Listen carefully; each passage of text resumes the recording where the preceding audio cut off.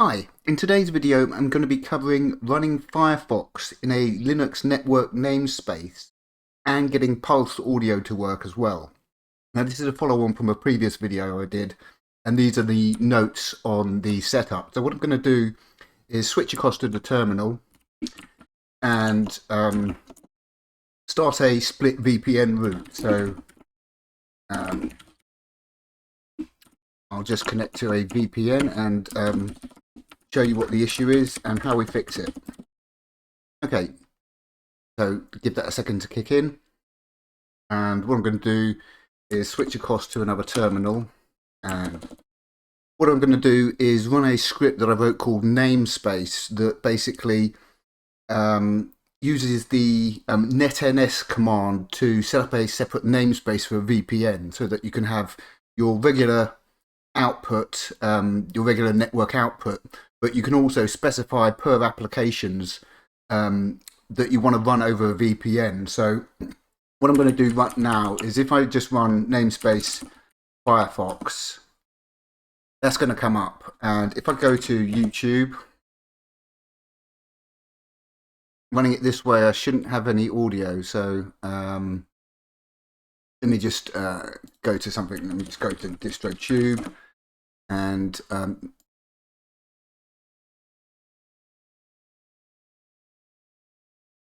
see, no audio. There's no audio coming through, okay? So that's the problem. We're running this in a separate network namespace, but pulse audio isn't working. So let's fix that issue. So what I'm going to do is come across here. This is the setup I showed you in a previous video, and these are the two new entries I've added in this how-to guide on how to fix this issue. So the first thing that we need to do is actually create a script, and what we're going to do is just call this firefox-namespace-audio with this code in below.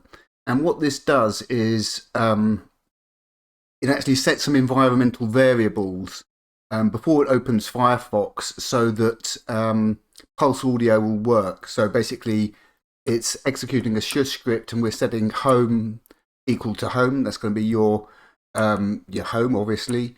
And we set the pulse audio to run user, and then your user ID, pulse native.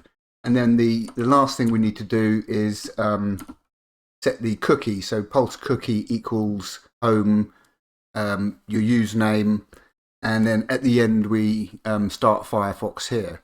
So that's the first step, is to create this script.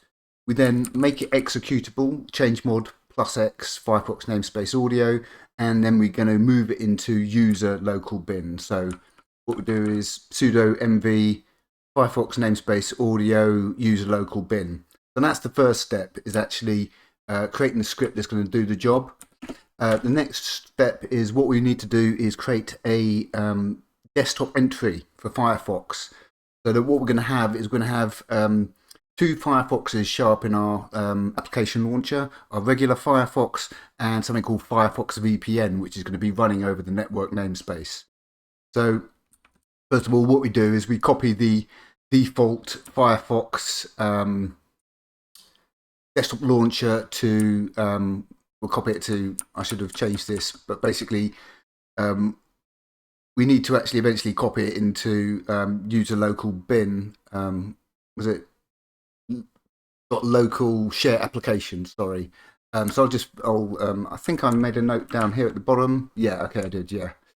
Okay. Let me just come back up here. So first of all, we just copy it to the desktop, and then what we're going to do is we're going to edit this. Firstly, what we do is we change the name up here to Firefox VPN, like that. And then we need to look for the exec. So we just scroll down this, and eventually you'll see what we've got down here is an exec command here. Exec, and what we're doing is, first of all, we're running user local bin namespace, which is the script that I wrote, and then we're running the Firefox namespace audio script as well. There is actually 3 places you need to change this in the desktop file. So there's one exec here, and there should be another one. Let me just scroll down. Okay, you can see there's another one down here for the new window, so it's the same thing, exec, namespace Firefox, namespace audio, new window, and then at the bottom, private window. So those are the three things you need to change. And then what we do is we copy that firefox-vpn.desktop to local share applications. Okay, so that's the setup. And what I'm going to do now is come back here, and we don't need the terminal. So what I'm going to do is if I type Firefox in Rofi, you'll see I have Firefox web browser and Firefox VPN. So if I now select Firefox VPN, I come across to YouTube. Okay, let's load it up. Let's come across to DistroTube. And here we go. One of the most common questions that I get asked is, now we have audio. Do I run the Linux? So that's the fix. So we've got Firefox running in a separate namespace, and we've also got the audio working, so I can see what's my IP. Here we go. So I'm in Phoenix, Arizona, US. Obviously not with a British accent, but that's showing you that this is actually running in a separate namespace. So what I can do also is if I open a regular browser, let me just show you. Here's a site that's normally blocked on my regular connection. Okay, continue to HTTP. Okay, so this is RBG, which is blocked on my regular browser. So if I close that and open Firefox normally, rbg.to, it's just going to hang. It's not going to connect. Blocked.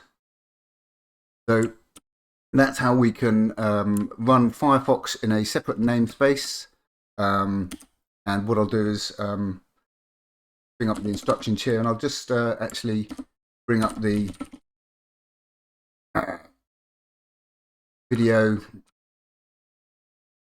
about this that I did previously. Come on, browser. So we've got to wait for the consent thing because we're in the EU.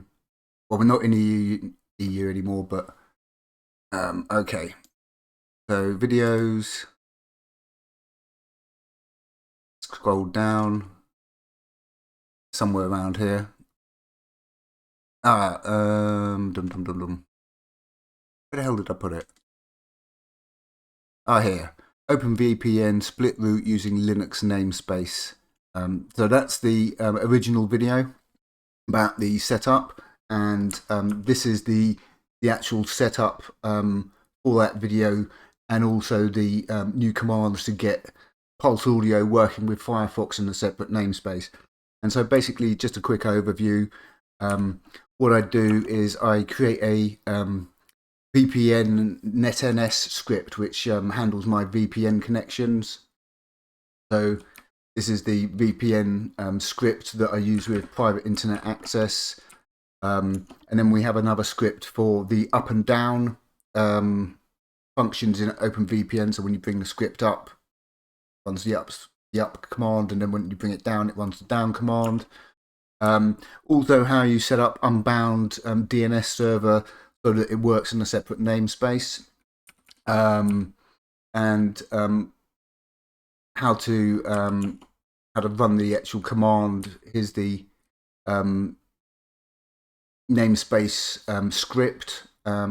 Basically, it uses the netns command, and what it does is it basically puts any application into that VPN namespace so that you can choose any sort of application you want and route it over the VPN.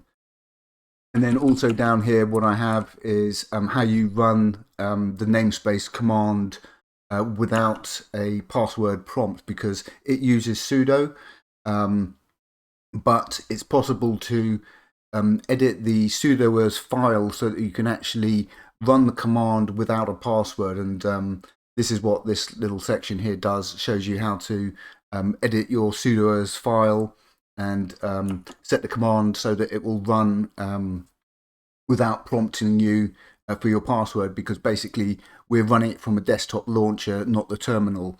And here's the fix for Firefox again. Basically, we created this script which sets some environmental variables for pulseaudio and then launches Firefox. And down here we have the Firefox desktop entry. And finally, as I showed you in a previous video, this is how you set up transmission BitTorrent client so that you can run transmission over the VPN. So you can actually run it over your regular connection if you're just downloading, regular stuff. But if you wanted to download stuff over VPN for privacy reasons, you can basically run namespace. And I created a script called torrents. Basically, what I do is just run namespace torrents, and that will launch the transmission daemon in the VPN namespace.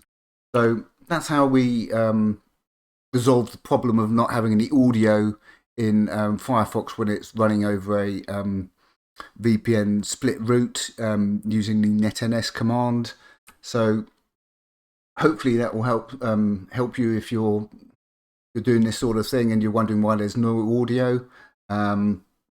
So it's an easy fix, but it just took a bit of time to figure out this bit of code, which I found on Stack Overflow and sort of modified, because the person who submitted it had actually got it sort of stuff hard coded in it.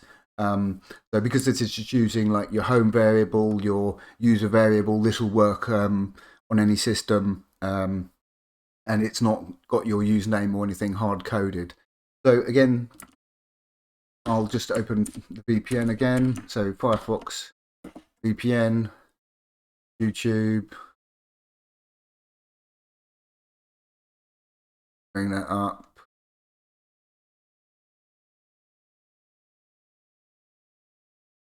And just open a video. All right, this one's going to be on the Gemini protocol. So that's how we fixed the problem. And I'll put a link to the previous video and these instructions under the video.